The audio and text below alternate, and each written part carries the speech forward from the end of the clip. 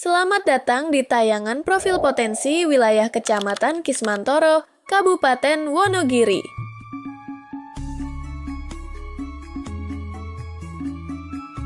Wonogiri dikenal sebagai kawasan dengan potensi pertanian yang luar biasa. Namun, pernahkah Anda tahu di mana tepatnya denyut nadi pertanian terkuat di wilayah ini berdetak? Kismantoro, yang terdiri dari 10 desa dan kelurahan, merupakan salah satu sentra terdepan di wilayah timur Wonogiri, memainkan peran strategis dalam menjaga stabilitas pangan dan ekonomi lokal. Potensi ini kami ulas berdasarkan data terperinci yang mencakup 3 pilar utama: sumber daya manusia, SDM, sumber daya alam, SDA, dan sumber daya ekonomi, SDE. Mari kita lihat bagaimana 5.096 petani dan ribuan hektar lahan di Kismantoro berjuang dan berinovasi untuk menjaga ketahanan pangan Jawa Tengah. Dari 10 desa dan kelurahan, kita mencatat total 5.096 pelaku utama, atau petani yang aktif. Angka tertinggi tercatat di Kelurahan Gesing dengan 905 petani, menunjukkan kepadatan aktivitas pertanian yang tinggi di sana. Setiap desa kelurahan, dari Bugelan hingga Gambiranom, memiliki 1 gapoktan, sehingga total ada 10 gapoktan yang siap menggerakkan roda perekonomian. Dalam hal penyuluhan, Kismantoro mengandalkan sinergi unik. Hanya ada 4 ASN, yaitu 2 PNS dan 2 PPPK. Namun didukung oleh 10 penyuluh swadaya. Artinya, ada 1 penyuluh swadaya di setiap desa. Ini adalah bukti nyata bahwa pengetahuan dan inovasi menyebar dari petani ke petani, menciptakan model pembelajaran yang mandiri dan berkelanjutan di tingkat akar rumput. Mari kita bedah SDA-nya. Data menunjukkan bahwa pertanian di Kismantoro didominasi oleh pertanian lahan kering. Total luas lahan non-sawah mencapai 3.519,91 hektar.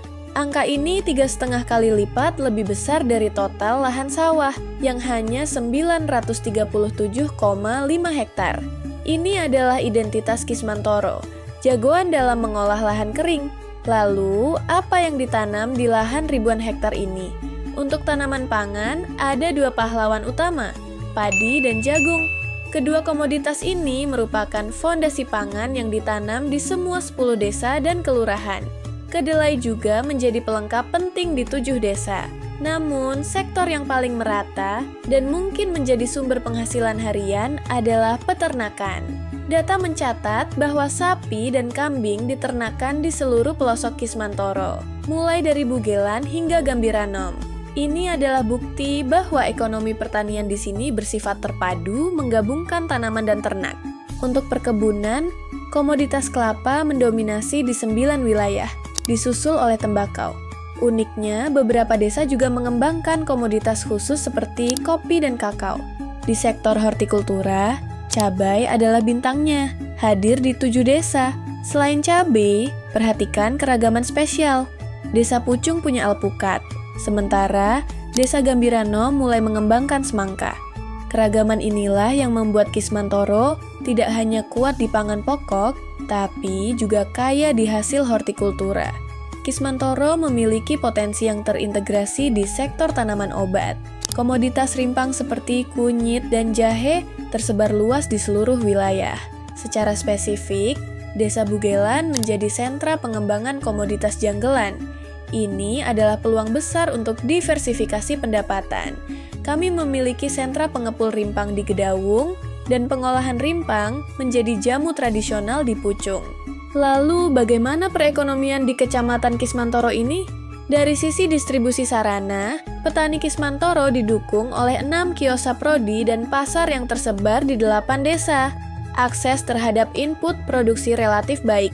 Itulah gambaran detail, konkret, dan berbasis data dari potensi Kecamatan Kismantoro. Kita melihat kekuatan pada lahan kering, kebersamaan petani swadaya, dan kelemahan pada akses keuangan. Meskipun potensi SDM dan SDA sangat tinggi, kita mencatat perlunya intervensi strategis dalam peningkatan akses permodalan formal, mengingat lembaga keuangan saat ini hanya terdata di 3 titik. Mari kita dukung para petani Kismantoro. Jika Anda mendapatkan informasi berharga dari analisis ini, jangan lupa tekan tombol like, share video ini ke grup tani Anda, dan tentu saja subscribe ke BPP Kismantoro agar Anda tidak ketinggalan kajian-kajian potensi wilayah lainnya. Sampai jumpa di video berikutnya. Salam Tani Jaya!